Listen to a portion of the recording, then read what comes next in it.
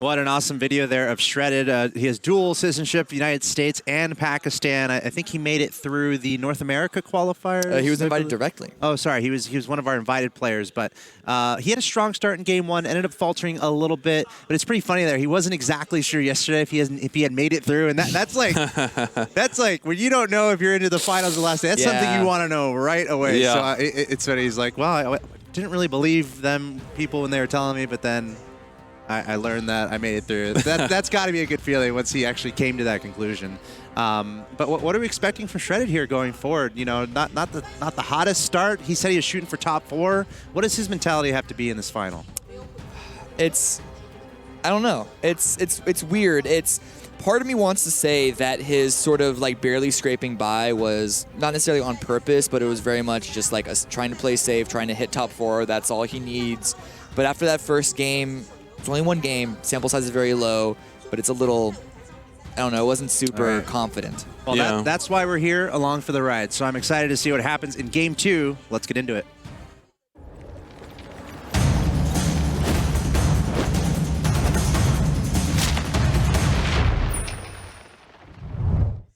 Before this gets too far underway, we have some words from our winner of the last game, hailing from Germany. Let's hear from Seiko. Today will be much harder, I think, because I'm facing my sensei as well, so pretty scared. He's taking one of the top spots, I think, so there's only 3 left. So, yeah, I just hope to get a good game 1 maybe again, so I can just go for 3rd and 4th maybe, the other games. I mean, he did it. It's true, he did it. He did do a good game 1. I wish he planned all of his other games too beforehand. I don't know. I think he seemed a little. Granted, we are coming off of the high of him having one of the greatest victories, health-wise and like just dominance-wise of any of these games this entire weekend. But he also won both of his groups, won the group, won his semifinal. I think he was a little too humble. I think he's definitely one of the major favorites to win this. No, I just don't think he wants to feel like he should win. That's like a dangerous mindset to put yourself in, because then you also start underestimating your opponents. You can be confident, but you don't want to be overzealous, if you will. And this opening is actually super nice, actually leading into something similar from last game. But not only does it do that, if you get a God of War 2, or actually tons of God of Wars, this is also a perfect start to go into God Mages. And I actually had a little chat with Seiko this morning before we went to the venue, and we were talking a little bit about the rise again of Night Glaciers, and we both concluded that one of the best ways to beat them is actually going God Mages. That is the best setup against Night Glaciers. So, and he said he really tried to go into that yesterday, but didn't find too many opportunities. So maybe this is the game to do just that. Yeah, maybe. We've only seen one God Mage play, if I'm not mistaken, this entire weekend. It's not the most common build. It's not the easiest ones to lean into.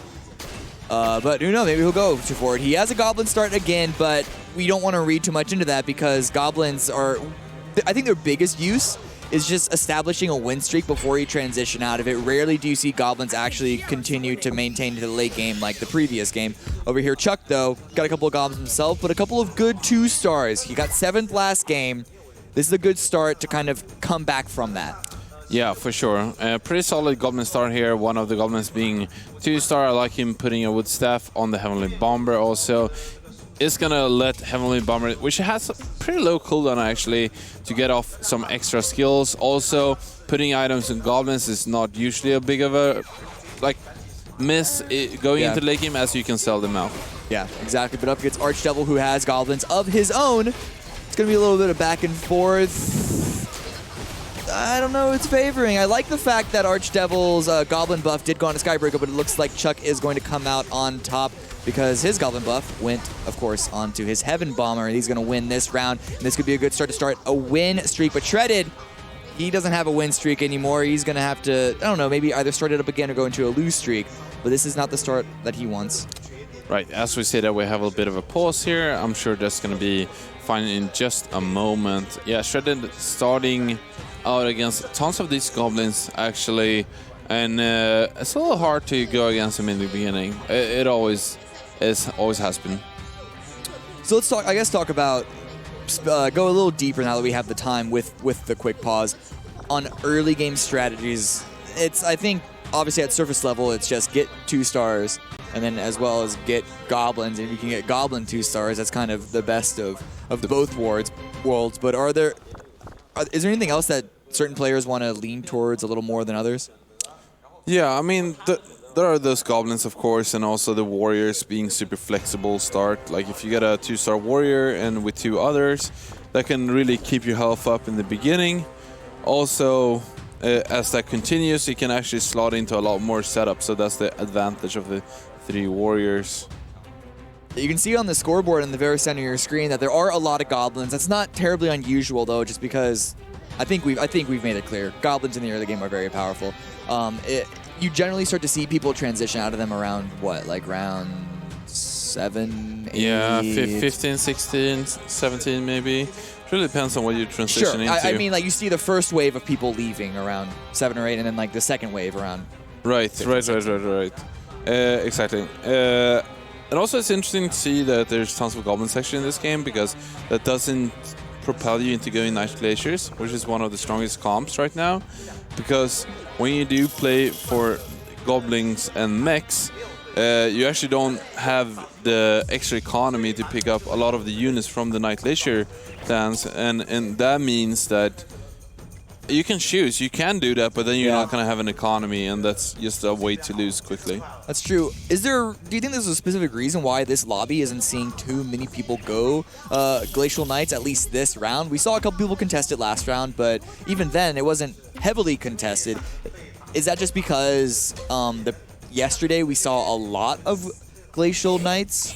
I think it comes down to the players in the last lobby being very, very versatile, and previously we've seen a lot of players being heavily biased towards certain comps, and Night Glacier is definitely one of the more popular ones being biased towards. But these players, they'll come here by being super versatile, efficient, and open to almost anything, basically.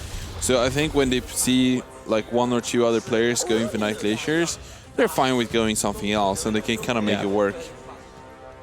Well, hopefully we'll see some more interesting team compositions this time around. Maybe some more God Mages, as you know, Seiko might want to lean into, or let's see if, like, I don't know. I kind of want to see a Beast Warrior actually take the entire game, not just be winning the lobby until going out in an unfortunate 4th place. That was a little disappointing, if I'm being honest. But looking at Archdevil right now, leaning into Dragon Mages. Yeah, it does definitely seem like that. That's a pretty nice start of a comp. He does have those 3 mages already. He has those 2 spirits, which are very strong frontline against this mostly melee units that you see in the beginning. Yeah. Also Skybreaker to kind of help out as well. Definitely looking for going up a level or 2 to find Dragonite.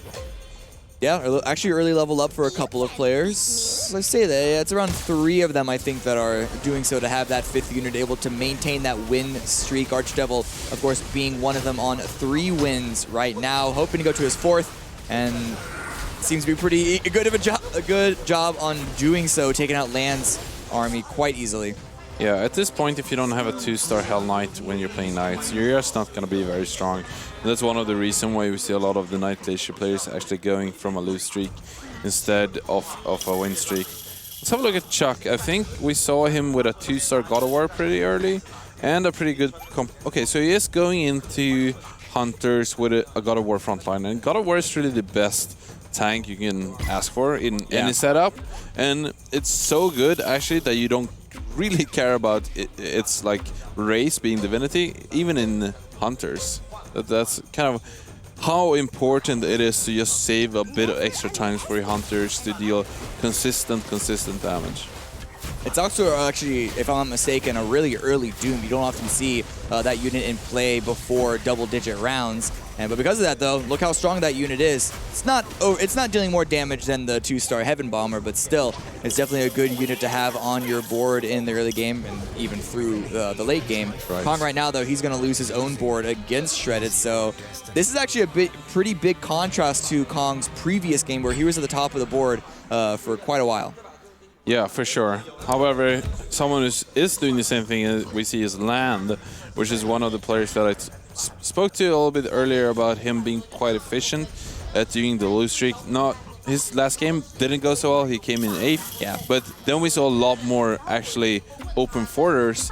And this time around, Land is the one on Glacier Knights, and is one of the only lose streakers. So I think this is a fairly good position for Land. The only issue for him is that I only see 1 Hell Knight so far, and 0 Silverblade Knights. Yeah. He's not open forwarding though. He has a couple of units in play, as you can see, to at least hopefully take out 1 or hopefully 2 units on the opposing side to try and diminish the damage. He's at 70 HP, about to be dropped down to, what is this, like 63? 61, okay, a little more than I guessed, but still. Enough. Yeah, close enough. We'll take it. We take those. But he's going to want to find something soon, because you said, running out of time on finding those knight units. Round 10, though, neutral round, should be able to continue his streak, hopefully get a couple of items, and maybe turn his favors around. Yeah, for sure. This is an important one to win, round 15 being even more important. Bringing in a second Desperate Doctor, which is one of the best units actually against the creep rounds. It's magic damage, a bit of a burst, but especially it stuns those units and is extra efficient actually when there's fewer units you play against, so you can kind of continuously stun them. Shredded open forwarding in a neutral round. This is quite a mistake, and I haven't seen Shredded open forward at all. And I am sensing a little bit of being a little bit uncomfortable here, open forwarding. This is the first time I see him do it, and actually selling everything here to have the most interest possible, which is a little awkward because he already had invested a lot of money in his bench that costed him the previous round. So I would say Shredded is actually in a really bad spot at this point. So coming into this event, Shredded was one of the players who said that, like, he doesn't want to lose streak at all. He wants to win streak, but we saw his attempt last game on win streaking did not work out for him at all. And so he might be deciding right now, you know, let's just continue this lose streak. It might be a little too late to start that. For the plus side though, he's at 50 gold, 50 interest. He basically is just a full refresh on his game. Jesus.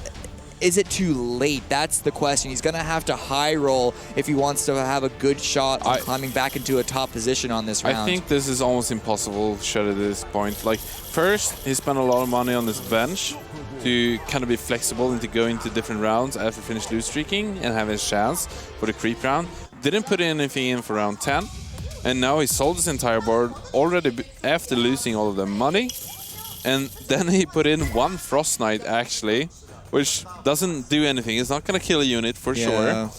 And he actually gets to play against Land, which has 0 units on the board. So now he lost his loss streak also. So I think basically Shredded at this point, he doesn't really have anything going for him. Like, he doesn't have life, he doesn't have economy really, and neither does he have a bench to build on. So I'll be surprised if someone goes out before Shredder. In this current round. Looking at Chuck right now, we saw how strong his board was, but he did lose his previous match against Jinsu, and he might be losing another one. No, I think the Sniper and the Igursis Ranger combination is going to be enough for him to win and maybe get back into a win streak. But despite losing his streak earlier, his board and economy, they're all right. They're not amazing. He's only at 49 gold now after that win, but with this board, that's not the worst thing. It's not like he has to come back from a huge deficit like a lose streak, or dare I say Shredded has to. Yeah, no, his economy isn't insane at this point, but this setup is very solid, especially in the early to mid game with a flat damage increase. And this is one of these rounds where you really want to, as you were saying, see the total gold gain. So I would like to see some statistics on that. I want to see Shredded's board as well, because I think he just rolled down a lot. Yeah, Land in the lead, lose streaking in the lead is not uncommon, followed by the win streakers. But Shredded, okay, so he's trying to go into a Night Glacial, but still nothing on the board. He's committing into his lose streak right now. The board doesn't look terrible, but rolling. But this is after he had just rolled down from 60 gold into like the 20s. This is also actually a fairly bad play, I'd say, because if you're not going to put any units on the board, you might as well not roll down for units. That just means that you're going to have less interest gained every round, and that's not really doing anything. So, well, I don't really understand that play at all. And he might as well put in a Frost Knight now if he plays against Land, because he doesn't have that much of a lose streak. Okay, he does find Hell Knight 2 and Silverblade Knight 2. These are some good upgrades here. It's actually a full board of 2 stars, and that's, I think, better than what either of us would have expected when we saw what the situation that he was in. The question is, look at this. 3 players are going Glacial Knights, him included. Is this too little, too late? He has the 2 stars, but he's only just started building up the 3 stars of Light Blade and the Glacial Knight and nothing else on his sideboard. He's going to have to start winning and winning hard because his economy is in the dirt. Yeah, as we were saying, his economy is really in the dirt. If we consider statistics again on gold gain, we can see him actually being in 3rd last place on gold gain. And he's also a loose streaker, so that's actually atrocious for him. What we also saw is that he actually kind of what we're calling the night gamble, where you stay at level 5 and then you start rolling. But you do that after you've gained 50 gold already. You don't go below 50 gold, and now it's almost going to be impossible for him to catch up on the other players in terms of levels. We already see tons of players being level 7 at this point. Dare I say, this is another player in the midst of a salvage round, and those so far have not been super successful. Prepping for the Wolf round, hopefully he can get some good items. Looking at land here, also going Night Glacier, and this is, without a doubt, a significantly better Glacial Knight board than Shredded's. However, he has significantly lower health, already below 30 at the Wolf round. Yeah, he does have lower health, and maybe even a little bit of a worse board, but he's only higher level, right? However, we did see Land having the best economy, I think, in this game. So I think Land is actually looking a lot better than Shredded is here. Probably one of the top players in this lobby. Even though it's below 30%, you're right. It is a little scary. Like, it doesn't give you tons of extra space to have those rounds you lose against the top players. But his economy is looking good, and his comp definitely is looking good as well. We'll see. We saw a couple of items on a couple of different players, some good items for Land especially. Stacking, of course, on the Light Blade Knight. Looking over here at Kong, however, little Warrior Hunter. We saw him lean into this earlier on, and he is absolutely committed at this point. Yeah, for sure. Small win streak, though. It's a little bit in between. He has 4 warriors here, 3 of them being leveled up, so you definitely want to keep them, but also has a Berserker. So it'll be interesting to see what he's going to do with that, especially with that Hunter backline. Pretty unusual unit to add once you're already playing Hunters, which usually gives you good enough of backline assets. You just beat Seiko there. Seiko, one of the players actually with the worst economy in the game, which is unfortunate considering he just came off of a win. Not exactly the best follow-up, but his health is all right. He's in the middle, but middling, of course, is not the best. But yeah. Let's have a look at Seiko and see what he's working with, because he's probably spent a bit of money keeping more units on the board, or on the bench, I should say, and not really hitting those interest points, as well as not having a win streak or a lose streak. We actually see a 3-star Aggressive Ranger. It's a pretty good early 3-star for Kong, but yeah, if we can look at Seiko's board real quick, just to see what he's got going on. It's another Glacial Knight. Is this one even worse than Shredded's? I think it is. There's only one Silverblade Knight in here. There's a God of War 2 and a Soulbreaker 2, which definitely have to be transitioned out of. Soulbreaker doesn't do much later in the game, and God of War almost works in anything, right? Except for Glacier Knight. That is like the worst setup for it, because the thing that Glacier Knight needs is extra damage. And not extra tankability, and there's no way you're gonna get the Divinity bonus either way. So, and also one more thing you need is extra crowd control, and God of War also doesn't do that. So, pretty terrible in this setup. Well, he could maybe go for Glacial now. He picked up the Fortune Teller and able to get in the Berserker as well. Slotting. Okay, there we go. He's gonna go for the 4 Glacial, but yeah, with only a 2-star Hell Knight and a 1-star Light Blade Knight, even the 4 Glacial might not be enough at this point. We'll see how he fares going later on into the game. Land, though, getting very, very low. Shredded getting low as well this early into the game. Yeah, for sure. And let's have a look. Das is pretty far away from 3-starring both Silverblade Knight and Hell Knight. Those are the major players you really want to get up to 3-star to go into the mid-late game, into the late game, if you will. Those are the ones that really makes you pull ahead. As one of the reasons why they're so strong at leveling up is that they're both really good carries, but Knights get a shield, which makes their effective HP better. Yeah. And that also means that when you get up to 3-star, basically your health doubles. Yeah. And with that Knight Shield, that elevates it even more. So that's one of the reasons we see those units exactly being so good. Shredded, we just saw him, I believe, take out... Who did we just see him take out? I can't remember. Wait, I can see it in the bottom left. I should look. I should start looking at this stuff. Seiko lost against He actually Shredded. lost to Bomber, and it looked good for a second there. But nonetheless, this is not the worst transition. I know we were a little worried about him. This actually looks better than I think we could have expected. But the economy is going to continue to be the main worry for Shredded. Now he's up against Land, who has objectively a better Glacial Knight board. He's probably going to lose this one again. No, for sure. Land is just looking stronger here. He has a stronger economy. He has another higher level. He has a stronger units on the board. Yeah. It's looking real tough for Shredded still here. And the reason why I said it looked so tough earlier, I mean, the major reason was that his options were so limited considering his economy. Like, there's just no money to move around with and make those important decisions you can. You kind of put yourself in a bit of a hole, if you will. I want to look at Chuck's board because he is by far the leader in this lobby, a significant margin. And it's not even an amazing board, at least at first glance, but it's been solid, it's been stable. Warriors are so flexible and versatile in the early game. The problem is this board may drop off as we head later on into this match, into this game. He's going to want to find some major upgrades to this board in order to make it work.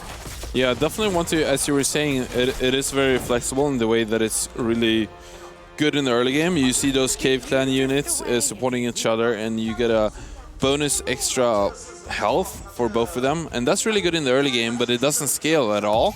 But then you can actually transition into other warriors. You can go for the Abyssal Guard if you play against mages, for example. There's also the Doom Arbiter, we see one of those. There's also the Pirate Captain, and there's tons of other units you can kind of spot in once you go into the late game. A Razor Claw, which lends me to think that he's going to try and mix a little bit of Beast in this. Yeah. But with only a 1-star Werewolf, maybe not want to bring in even a single level of the Beast. I do like Razor Claw personally, so I'm not going to fault him too much for just teching that single unit in despite having 0 synergies. But up against Jinsu right now, the AoE from Jinsu's side is actually going to be getting the better of him, breaking his... Nope, I say that. It's the Razor Claw. There's a reason I like this unit so much. Yeah, the thing with Razor Claw at round 21 is basically creating 2 units that are both pretty strong. Yeah. And especially this early, that's just a major difference. Also, against mages, Razor Claw is extra good because usually they do a big portion of their damage at first, and then the bear got summoned. So it's very good at like kind of sweeping up the mage team after they've done their initial burst. It avoids all that AoE that happens so fast, especially in the late game when all those mana items and just mana creation abilities like from Source are at their peak. Back on a Shredded though. He's dropped below Land in health. He's on a 4-loss streak. It's make or break for this guy right now, and I haven't seen any major upgrades to it just yet. He's throwing the Fortune Teller real quick off to the side, hopefully to act as a distraction real quick. But up against Archdevil, one of the top players in the lobby, this is not happening. It's going to be Shredded out in 8th place. This has been a horrible game for him, a novel attempt to try and turn it around, but he is not going to be happy at this one. Yeah, against that 2-star Pirate Captain, there's just no way he's going to come back from this.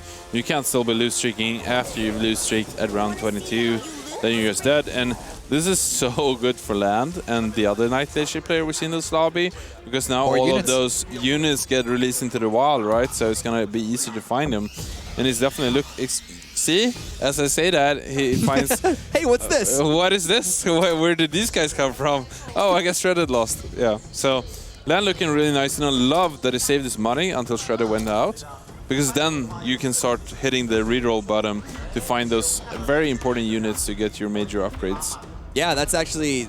It's that sort of use of efficiency that separates the great players from just the good, all-right players. So good play on Land there, but it's interesting. All 3 Glacial Knight players are the bottom 3 in the lobby right now. Seiko is going up against Chuck, and Seiko has corrected his board a little bit. I'm assuming partly because Shredded left. and able to, as you said, release those units out into the wild. But Chuck is still giving him a big run for his money. I think Seiko is going to win. It's going to turn his loss streak around. And actually, it's Jinsu drops below both of those players. I said, okay, Land is going to correct me. Yeah, Land actually losing against Seiko, being the other Knight Glacier players. It's going to be a little scary for Land here. He's definitely going to hope for a bit of luck, hoping that Seiko goes out before him, but it seems unlikely at this point. And if Land indeed goes out, it's going to be the same thing again, but even more, right? Because at this point, Land has accumulated a lot more Knight units than Shredded kind of flung back into the wild. So then Seiko would actually look really strong. And if that happens soon, not only is he going to find his units, but he's going to kind of get into the point where he can turn it around, because that's where Knight Glacier hits their peak. I'm shocked that Land lost to Seiko because he's got the 3-star Lightblade Knight. Granted, the items are a little light on that. Let's see how it fares against Bomberin. The damage on the left side, the Lightblade Knight's off the chart, but the Siren Stun, this could be enough of a stall to allow Bomberin to get another win, or at least give Land another loss. But I think the Knight shields are doing their part, and the damage from Lightblade Knight looks to be enough, and he's gonna stay alive for just a little bit longer. 6 HP though doesn't give him enough of a window. Yeah, we could see Land there in the previous round. The most important thing for him there was that he actually found his Lightblade Knight instead of his Hell Knight at 3-star, because he got to play against a God of War 3-star, and if you get to play against that, your Hell Knights gets kind of stuck on that for the entirety of the game. Now instead he was able to cleave the entire backline with those bounces, so good on Land there. Otherwise he would have been looking a little bit more bleak, I'd say. Yeah, I mean, that's a big shield on God of War, but it can't stop those bounces. Looking at Jinsu's board right now, it's an early level 3 for him on the Shining Dragon. It's another Dragon Mage build, which, despite struggling in the earlier days of this event, has actually only gotten stronger and stronger as this whole entire event has gone on, including last game getting, I believe, a 3rd place. Yeah, second place even, I believe. But it doesn't matter. It was all Seiko all day that time. It's true. No, but it's really a testament to how aggressive this tournament started. Way more aggressive than we've seen in the previous competitive events. And I was kind of nudging towards that in the beginning of the event. It's going to take a little bit of time for the Mage Dragon players to kind of figure out their place in this new aggressive metagame. But when they do, they have the raw power level to become really strong. So when you understand the new tempo, you know when you need to roll in your money and to level up. So that's good. You know what he also has? He is 1 away from a 3-star God of War. Yeah, as soon as he finds that, I'm sure he's going to put it in. Maybe even worth it against the Storm Shaman here. Storm Shaman is really, really powerful, though, with 6 mages. So I think it's pretty close, honestly. Well, let's see how it fares against Chuck. And actually, even the damage from the Storm Shaman seems to be a lot. Yeah. But really, it's going to be all the magic damage. The Shining Dragon up at the top, close to 6K. Chuck's board has really fallen off, dare I say it, is looking at his health alone. But Land wins once again, this time against Archdevil. Finds a 3-star Hell Knight also, so we do know he already has a 3-star Silverblade Knight. So really finding the right units here. Thank you, Shredded. Thank you very much. Thank you very much indeed. But I do believe he's missing a bit of items, actually. If we have a look at his Hell Knight, it's not a lot here. He does actually have a Maelstrom and an Oblivion Staff here on Lightblade Knight, so that's pretty good. I'd like to see a Frantic Mask as well, just because that lifesteal is so powerful. How many times have we seen a Lightblade Knight be the lone remaining Knight player on a board and basically 1v3, 1v4? Looking at Seiko's board, though. Name a more iconic duo. Lightblade Knight and Frenzy Mask. Exactly. Yes, exactly. Seiko's board, though, also going Knight Glacier, of course, not as strong. And, well, he's going to be dealing with his big brother. This is Land's win through and through. Right. Not only does Seiko not have a Lightblade Knight at 2-star, he also doesn't, or a 3-star, he also doesn't have a Berserker at 2-star, and he's going to actually get crushed by the Land. And this is huge for Land because now he gets all of Seiko's units. Yeah. Much like Shredder released all of his units into the wild, and Land's looking really... It's actually funny that we saw Seiko before he lost. His Lightblade Knight had the exact same items, but with a Frenzy Mask that we just talked about. Exactly the same, so... I mean, it's... I just realized, it's kind of funny. This is a King of the Hill last one standing game overall, but we also just saw a last one standing of Glacial Knight composition in general. And Land, of course, the lose streak god himself, is coming out on top, having a much better round this time around, sitting in 5th place. It's a small pool of health, though. But it's a pretty small pool of health for a lot of players. Even Kong at the top only has 43, and we have 4 players below 20 HP. This could be a couple of points that get awarded based off of mere seconds. Uh-oh. I see a lot of 3-star units here with Marine buff. They're gonna survive against an initial burst. This might be not it for Jinso, but it's gonna be close. That 3-star Shining Dragon does super nice. But the 3-star Gursus Ranger is doing that's even more. It's not going to be too much damage, but you're right. It's a lot to work with. Only 1-star Tortola Elder, and despite also not having a refresh orb, I think that's really big, despite having the God of War slotted in. Yeah, Boomerang actually lost this round against Land that did get his units back since falls down to 3%. Let's have a look at Boomerang. See what his Boomerang is working with at 3% currently. Is that it's actually looking pretty good, but at soon run 30 with all of those other players falling out, we're actually seeing other competition becoming stronger. So he's actually quite far away from another upgrade too, so kind of scary here for Boomerang at this point, losing while he's kind of at his peak, if you will. Oh yeah, it's almost like he's at 80% capacity and he's not close to getting to the 100%, and he's being taken out by Kong. Just the level 3 archer, the level 2 sniper, dealing heavy damage, and the Siren ultimate went off on the side of Boomerang and didn't do a lot. It's a sniper in a 1v2, and it's not looking good, but Chuck is also going out. Chuck goes out first, right before Boomerang does. Archdevil also lost, but survives with 1 HP, and Land is now in 3rd place on health in 6. Yeah, for sure.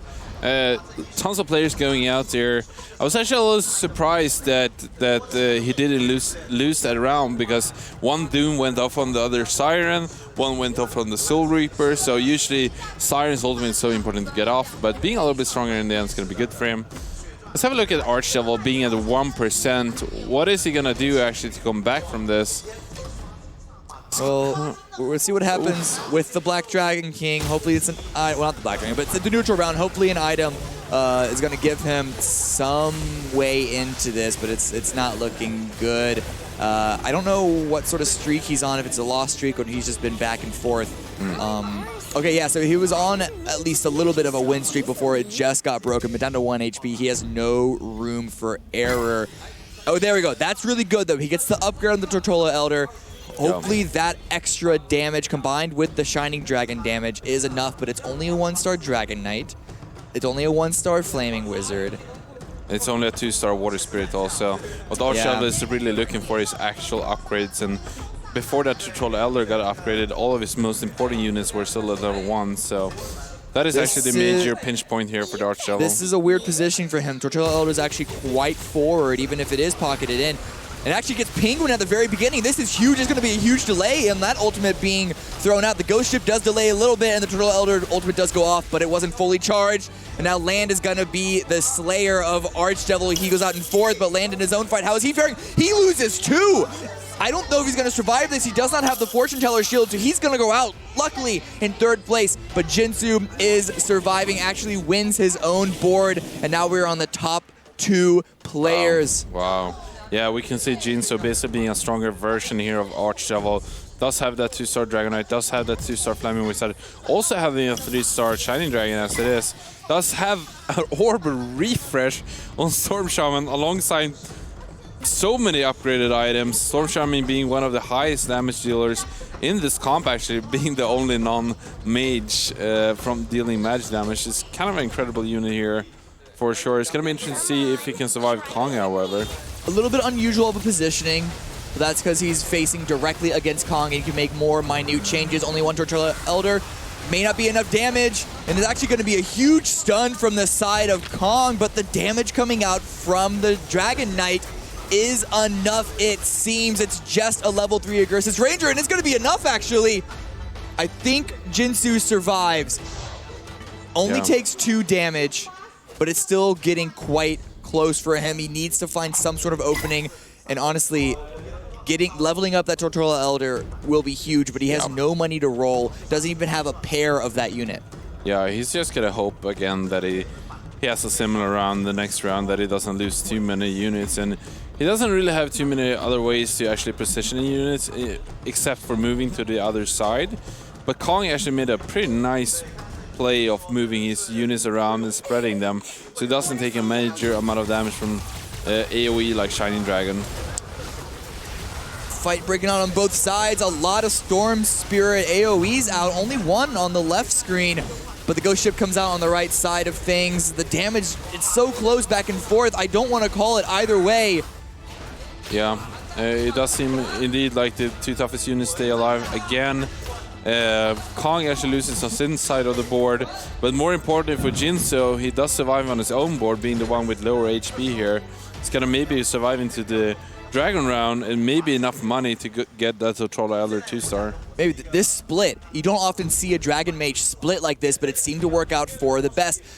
You don't need to protect the Tortola Elder so much because it's only a 1-star, and it's actually going to be the Shining Dragon and the Dragon Knight as the two main carries on this board. Of course, I have to mention the Storm Shaman, but this he's changing it up again. Okay, he's bringing the Dragon Knight back. I was a little curious, he's leaving the God of War on the right side, doing a couple of changes. What is he doing? He's just going back and forth. Make a decision. Yeah, this is really a game of cat and mouse we're seeing here, trying to avoid his opponent's units and trying to position them in a way that Kong wouldn't expect. And I mean, barely we expected what was going on, seeing all of it happen.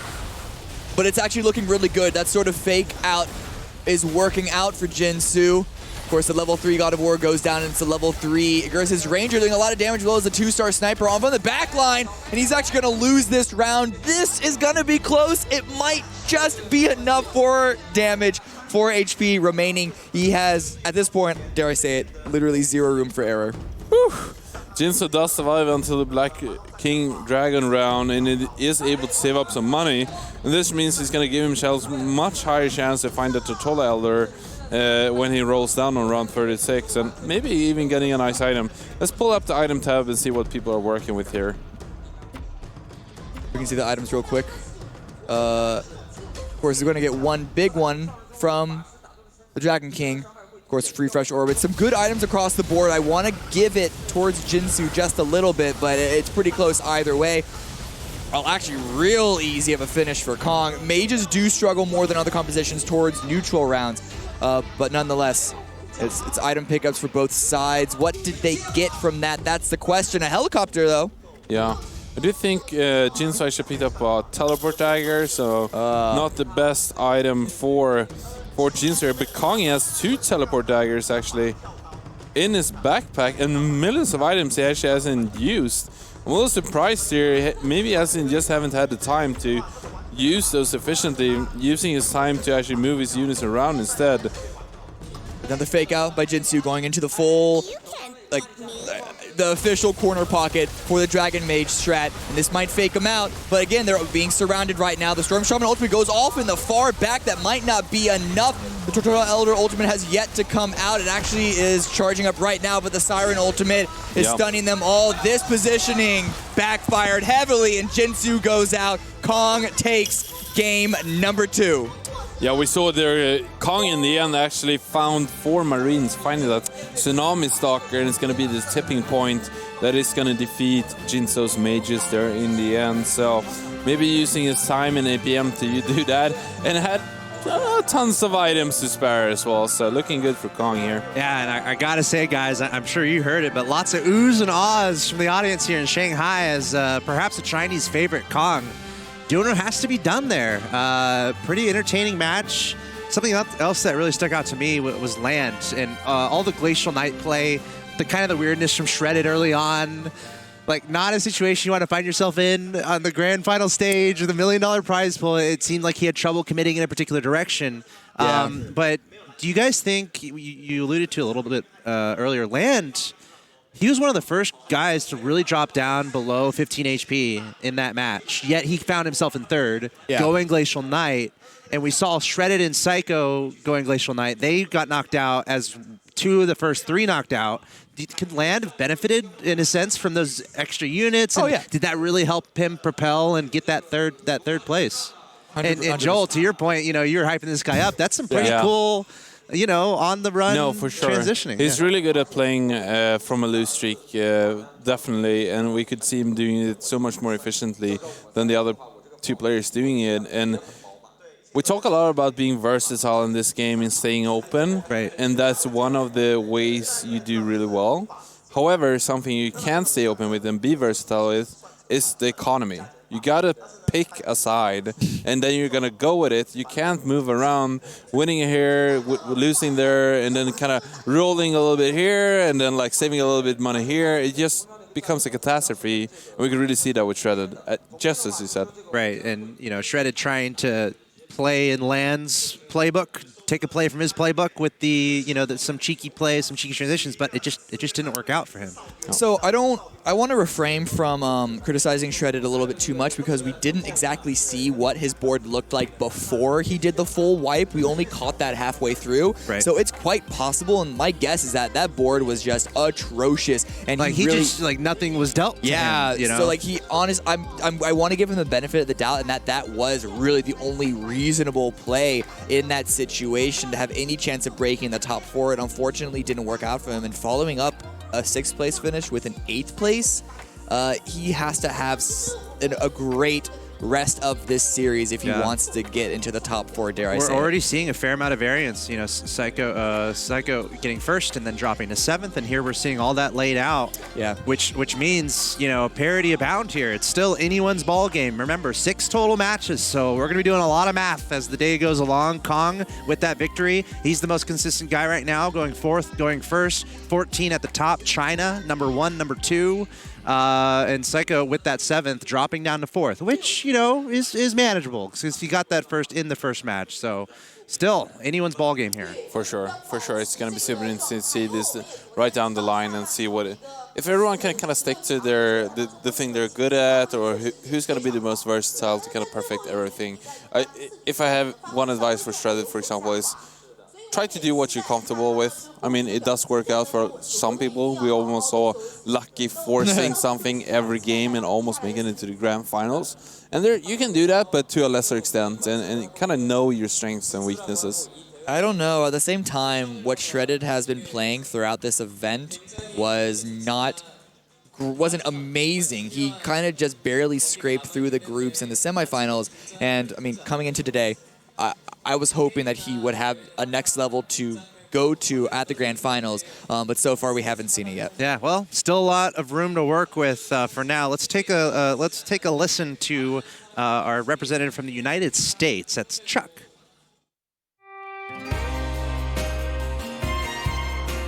For the semifinals, I actually did really good the first 2 games, and it put me quite ahead in the leaderboard. And with an okay 3rd game, I was feeling pretty confident, and even though I got dead last the last game, I still qualified. Today I'm just going to be playing my own game, having fun, not stressing too much about placement, because whatever place I end up with, I'll be happy with.